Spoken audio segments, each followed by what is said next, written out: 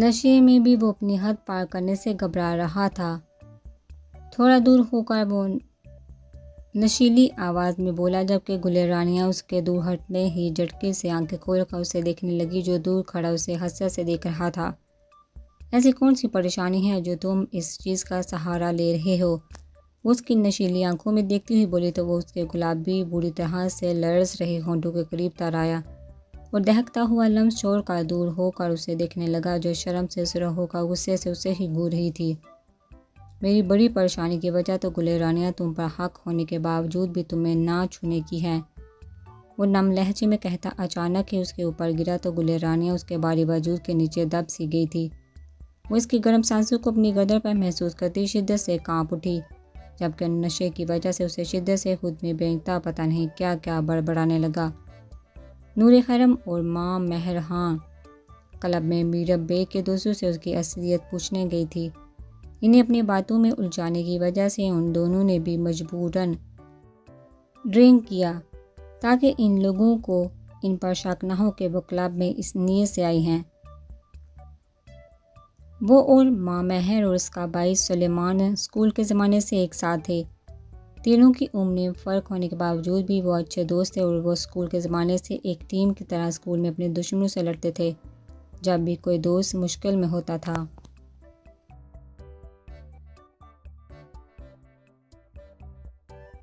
تو یہ تینوں ٹیم مل کر اس کی مدد کرتے تھے۔ آج جب نور حرم غزلان سائیں کی وجہ سے پریشان تھی اور اس نے ان دونوں سے جب یہ سب فون کر کے شیئر کیا تو وہ دونوں اسکول کے زمانے کی طرح اس کو ایک مشن بنا کر کام کرنے لگ گئے۔ آج بھی کلب ان کے مشن کا دوسرا پارٹ تھا جو نور حرم اور ماں مہر نے مل کر سر انجام دیا تھا۔ اب نور حرم کے ہاتھوں میں وہ سب ریکارڈ کیے گئے ثبوت ہے جو میرب بے کو گناہگار ثابت کرنے میں کام آ سکتے تھے۔ وہ دونوں نشے میں مست اس USB کو لہرا کر دوسرے ہاتھ میں ہیل والے جوتے لیے دونوں اس سنسان سڑک پر چل رہی تھی۔ دونوں اس وقت بے باک اور ماڈرن لگ رہی تھی۔ نور حرم نے سرخ اسکرٹ اور ماں مہر نے گرین اسکرٹ پہنا ہوا تھا جس میں ان کے جسم دعوت نظارہ پیش کر رہے تھے۔ وہ یہ الگ اپنے پلان کے مطابق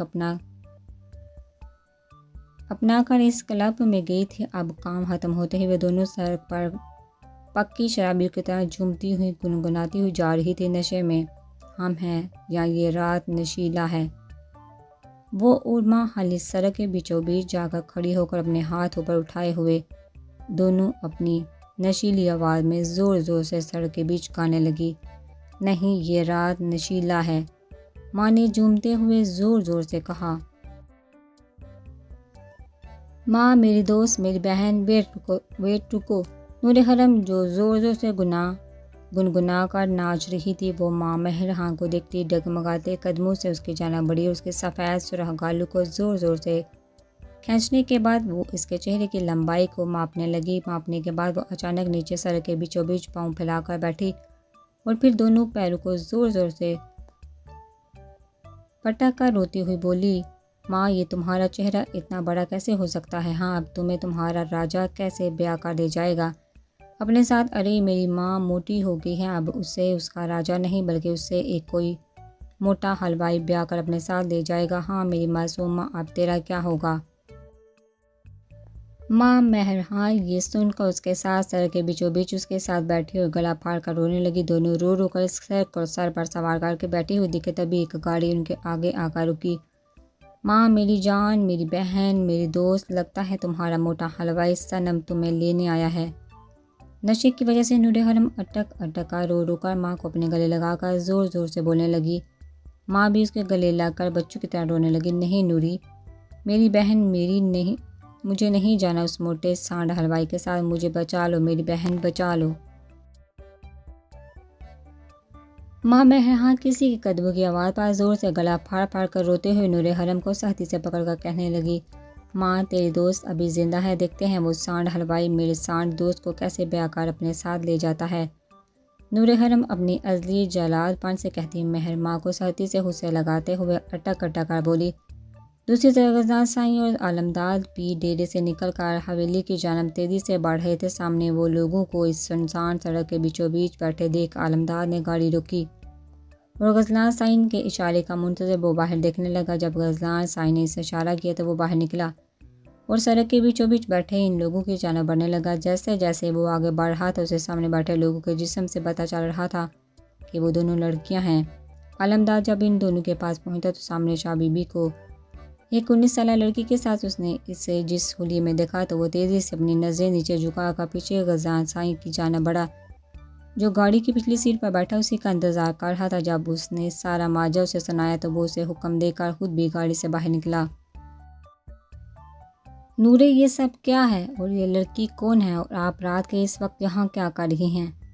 غزلان سائن ان دونوں کے پاس پہنچ کر اس سے پوچھنے لگا جبکہ اسے اس لڑکی کو اپنے سینے سے لگائے دیکھ اس کی پیشانی پر لادداد بال نمودار ہوئے تھے۔ اسے غصے سے اس لڑکی سے جدا کرتا وہ اسے کھڑا کرتے ہوئے اسے سخت نظروں سے گھورنے لگا جو نشے سے جھوم رہی تھی۔ شاہ سائن یہ ہم دونوں کا راز ہے، ہم نہیں بتائیں گے اور یہ میری بہت ہی کیوٹ دوست ہے، لیکن سائن یہ موٹی ہو گئی ہے اور اس کا وہ حلوائی موٹا صنم وہ کدھر گیا؟ وہ اس کی باہوں میں جھولتی ہوئی اپنی نشیلی آواز میں بولی، نہیں نوری مجھے نہیں جانا اس سانڈ کے ساتھ، مجھے بچاؤ۔ تبھی پیچھے سے غزلان سائن نے اس لڑکی کی چیخ سنی تو وہ پیچھے مڑا جبکہ نور حرم جو نشے میں تھی اپنی ماں کی آواز پر وہ بھی مڑی تو سامنے علمداد کو مہر ماں کے پاس کھڑے دیکھ وہ غصے سے علمداد کی طرف بڑھی۔ دور دور رہو میری ماں سے سانڈ حلوائی۔ نور حرم نے علمداد کو زور سے پیچھے دھکا دیا جو پیچھے آتی غزلان سائن سے ٹکرا گیا۔ کیا ہم حلوائی سانڈ؟ علمداد اپنے یہ نام سن کر شاک رہ گیا جبکہ غزلان سائن یہ نام سن کر اپنی ہنسی پر مشکل ضبط کیے کھڑا ان دونوں نازک لڑکیوں کو دیکھنے لگا جو دونوں واپس سڑک کے بیچوں بیچ بیٹھ کر اس طرح روتی ہوئی ایک دوسرے کو دلاسا دے رہی تھی۔ ہاں تم وہی سانڈ ہو اور موٹا حلوائی بھی جو مجھے بیاہ کر لے جانے آئے ہو، لیکن میں تمہارے ساتھ کبھی بھی نہیں جاؤں گی۔ نوری اسے مارو۔ ماں نے آنسو پونچھتے ہوئے اپنی ہیل والے سینڈل علمداد کی طرف اچھال دیے تو اس کی دیکھا دیکھی نور حرم نے بھی اپنی سینڈل علمداد کی طرف پھینک دیے جو سیدھے غزلان سائن کے اوپر جا کر گرے۔ اے لڑکی کیا بکواس کر رہی ہو؟ ہم شادی کریں گے وہ بھی تم جیسی شرابی لڑکی سے، ہمارا دماغ سلامت ہے، خراب نہیں ہوا جو یہ بیوقوفی کریں گے۔ علمداد نے ساتھ غصے سے کہا۔ علمداد کو ان سے بحث کرتے ہوئے دیکھ غزلان سائن نے سخت لہجے میں اسے کہا، سائن حکم۔ علمداد غزلان سائن کی آواز پر ادب سے سر جھکا کر اس کے سامنے کھڑا ہوا۔ علمداد اس لڑکی کو آپ سنبھالو، میں شاہ بی بی کو سنبھالتا ہوں۔ غزلان سائن کے حکم سنتا وہ ساکت رہ گیا تھا کیونکہ سائن اسے وہ حکم دے رہے تھے جو سائن کے خود کے اصولوں کے خلاف تھا۔ وہ اسے ایک نامحرم لڑکی کو چھونے کا حکم دے رہا تھا، اس کا حیران رہنا وجہ تھا۔ سائن ہم ایک غیر نامحرم لڑکی کو کیسے ہاتھ لگا سکتے ہیں؟ وہ تھوک نکلتے ہوئے کہنے لگا، نظریں بے ارادہ اس لڑکی کی جانب کی جو قد میں اس سے چھوٹی تھی لیکن زبان اس کی نور حرم سے بھی 2 ہاتھ آگے تھی۔ وقت کا تقاضا ہے یہ علمداد، ہم اس لڑکی کو ایک لڑکی کو اس سنسان سڑک پر تنہا چھوڑ کر نہیں جا سکتے۔ اگر کچھ ہو گیا اس لڑکی کے ساتھ تو ہم شاہ بی بی کو کیا جواب دیں گے؟ غزلان سائن رات کے اندھیرے اور اس سنسان سڑک کے حیال سے اس لڑکی کو اپنی حویلی لے کر جا رہا تھا، ورنہ وہ کبھی یہ نہیں کرتا، ایک نامحرم لڑکی کو اپنی حویلی میں پناہ دیتا۔ نورے چلے اٹھے، رات ہو گئی ہے بہت زیادہ، اس وقت اس سڑک پر بیٹھنا سیب نہیں ہے، شاباش اٹھے۔ غزلان سائن علمداد سے کہتا نور حرم کے پاس گھٹنوں کے بل بیٹھ کر اسے کہنے لگا تو نور حرم نے اپنے دونوں ہاتھ اس کے گلے میں باندھے۔ شاہ سائن ہمیں اٹھائیں، ہم ایسے نہیں جائیں گے، اتنی لاڈ سے کہہ رہی تھی۔ مجبوراً غزلان سائن نے اٹھ کر اسے اپنی باہوں میں بڑھ کر اٹھایا اور گاڑی کی جانب بڑھنے لگا۔ دوسری طرف علمداد وہاں کھڑا بے چارگی سے اس نشے میں چور لڑکی کو دیکھنے لگا جو اب سڑک پر اپنے دونوں بازو پیروں پر باندھ کر سمر کر لیٹی ہوئی تھی۔ یہ لڑکی اٹھو، میں تمہارا خادم نہیں ہوں جو تمہیں اٹھا کر گاڑی تک لے جاؤں، چلو شاباش شرافت سے اٹھو۔ وہ شدید غصے سے سر ہوتا پھاڑ کھانے والے انداز میں بولا، میرے سانڈ حلوائی صنم تم اتنے برے بھی نہیں ہو، اچھے ہاتھ سے ہینڈسم ہو، چلے گا میں تم سے ہی شادی کروں گی، اگر تو میں تمہیں نہیں چھوڑوں گی، سائے کی طرح چمڑ کر رہوں گی۔ ماں مہر اس کی آواز پر یکدم سے اٹھ چل کر اس کے سامنے کھڑی ہو کر بغور سے اس کے خوبرو چہرے کو دیکھنے لگی، پھر اس کے دونوں گالوں کو کھینچتی ہوئی بولی، علمداد ایک وجیہہ مرد تھا اور گنبھیر رنگت کی وجہ سے تو اور بھی زیادہ ہینڈسم لگتا تھا، اوپر سے اس کا دراز قد، اس نے تو اس کی وجاہت کو مکمل کر دیا تھا۔ چپ لڑکی، ورنہ مجبوراً میں تمہیں یہیں چھوڑ کر چلا جاؤں گا۔ عالمداد کی سخت غصیلی آواز پر وہ اپنے گلابی بڑے بڑے ہونٹوں پر انگلی رکھ کر خاموش ہو گئی۔ تو عالمداد نے قدم گاڑی کی جانب بڑھائے، وہ پیچھے مڑے آگے بڑھ رہا تھا کہ تبھی پیچھے سے مہرماں نے آ کر اس کے پیٹھ پر چڑھ کر اسے شدید غصہ دلا دیا۔ اے لڑکی، نیچے اترو، میں تمہارا شوہر نہیں ہوں جو تم اس طرح میری پیٹھ کی سواری کر رہی ہو۔ نیچے اترو موٹی لڑکی۔ وہ اپنی پیٹھ پر وزن محسوس کرتا سخت غصے سے بولا، جبکہ مہرماں اس کے گلے میں دونوں ہاتھ ڈالے سر اس کی پشت پر رکھے نشے میں بڑبڑا رہی تھی، سانڈ حلوائی صنم تو ہو نا تم میرے۔ ساتھی سے اس کے گلے پر دباؤ پڑھاتی وہ بولی۔ عالمداد دباؤ کی وجہ سے اپنی آنکھوں کو باہر ابلتے ہوئے محسوس کرنے لگا۔ وہ لڑکی اسے سچ میں غصے سے پاگل کر چکی تھی۔ نیچے اتر لڑکی شرافت سے، ورنہ۔ وہ گاڑی کے پاس پہنچ کر اس سے کہنے لگا جو شاید اب سو چکی تھی، اور گاڑی کی پچھلی جانب کا دروازہ جب اس نے کھولا تو اندر کا منظر دیکھ کر وہ شرمندہ ہو گیا، کیونکہ نور حرم بھی اس کے سائیں کو اس لڑکی کی طرح تانگ کر رہی، جو اسے تانگ کرنے کے بعد اب اس کی پیٹھ پر لگ کر سو رہی تھی۔ دوسری طرف نور حرم غزنہ سائیں کی گود میں ہی سو چکی تھی۔ وہ غزنہ سائیں کی انگلیاں اس کے بالوں میں چل رہی تھی۔ جب عالمداد نے مہرماں کو آگے لٹایا اور خود ڈرائیونگ سیٹ سنبھالا تو غزنہ سائیں نے اسے سنجیدگی سے مخاطب کیا۔ عالمداد، کل سے تم اس لڑکی پر نظر رکھو کہ یہ جہاں جاتی ہے اس کے پیچھے جاؤ گے، ہم نہیں چاہتے کہ کوئی گڑبڑ ہو۔ غزنہ سائیں کی سنجیدہ آواز پر وہ پیچھے مڑے بغیر اس سے کہنے لگا، پیر سائیں، آپ شاہ بی بی کو کیوں نہیں روک رہے؟ آپ جانتے ہیں کہ اگر وہ ناکام ہوگی تو کتنا بڑا نقصان آئے گا، کتنا بڑا طوفان آئے گا۔ وہ سامنے دیکھ رہا تھا۔ عالمداد کی بات پر نور حرم کی نازک ہاتھوں سے وہ USB لے کر کھڑکی سے باہر پھینک کر ان سب چیزوں کو جو نور حرم اس کے لیے جمع کر رہی تھی تاکہ وہ اسے انصاف دلا سکے، وہ اس کی محنت کو اسی طرح اب ایک ایک کر کے ختم کرنے والا تھا، کیونکہ اب وہ انصاف بالکل بھی نہیں چاہتا تھا، کیونکہ جو اس کے اپنوں نے بے اعتباری اسے دکھایا وہ اسے ہرٹ ہوا تھا، اب وہ ان کے سامنے بھی نہیں جانا چاہتا تھا، اس لیے اس نے یہ USB بھی باہر پھینکا تھا۔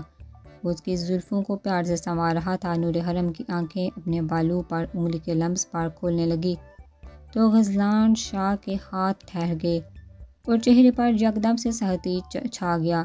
وہ اس وقت اسے سرخ اسکرٹ میں ملبوس سی اٹھ گئی اب گستاخ لڑکی۔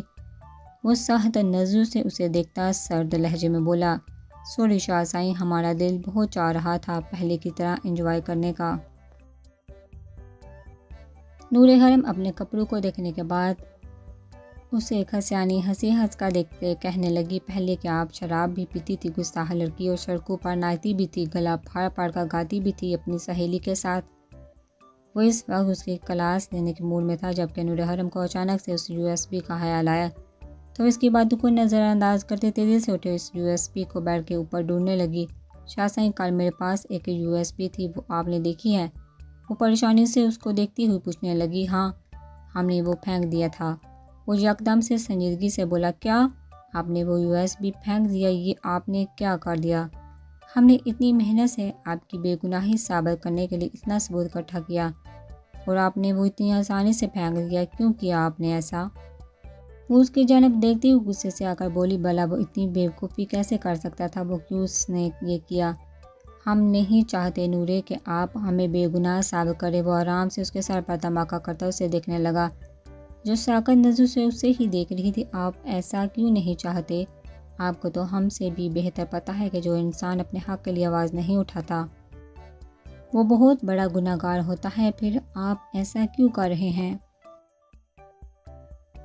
وہ تعصب سے دیکھتی ہوئی بولی، کیونکہ ہم اب اپنوں سے ملنا ہی نہیں ہے، ان لوگوں سے ملنا ہی نہیں ہے جنہوں نے ہم پر اعتبار نہ کیا، ہمیں اپنے لفظوں سے ہرٹ کیا، اب ہم ان کو دیکھنا بھی نہیں چاہتے ہیں۔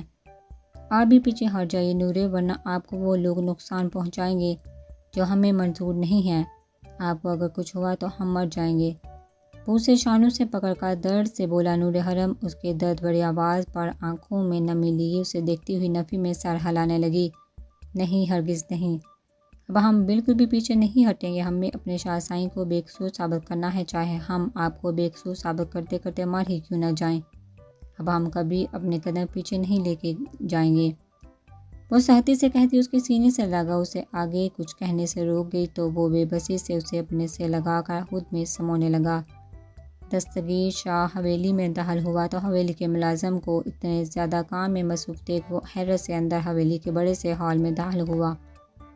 اما سائیں، یہ چڑیل سائیں کس کے ساتھ سوار ہونے والی ہے؟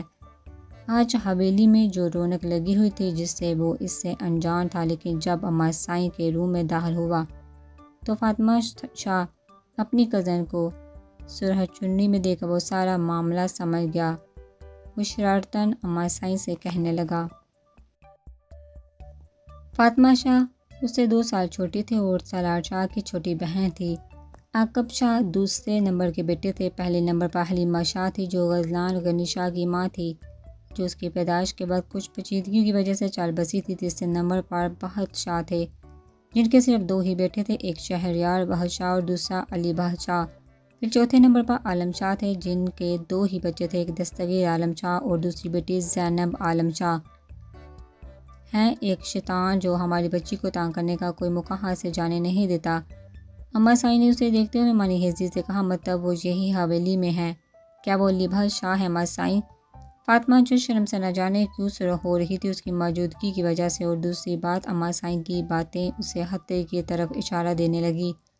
وہ سنجیدگی سے ان سے پوچھنے لگا، فاطمہ شاہ کا نکاح کل آپ سے طے کیا ہے؟ آپ کے دادا سائیں نے دستگیر بچے؟ ان کی بات سن کر پھٹی آنکھوں سے فاطمہ کے خوبصورت چہرے پر شرم کی لالی کو دیکھتے ہوئے ہارے ہوئے قدموں سے پیچھے ہٹنے لگا۔ نہیں اما سائیں، نہیں، ہم یہ نکاح نہیں کر سکتے۔ آپ روکتے دادا سائیں کو، ورنہ ہم کچھ کر بیٹھیں گے۔ یکدم وہ سخت غصے میں آ کر ان سے کہنے لگا، جتنی بھی ناراضگی یا نفرت ہو اس سے مہرماں تھے، لیکن وہ اس کی محبت بھی تو رہ چکی تھی۔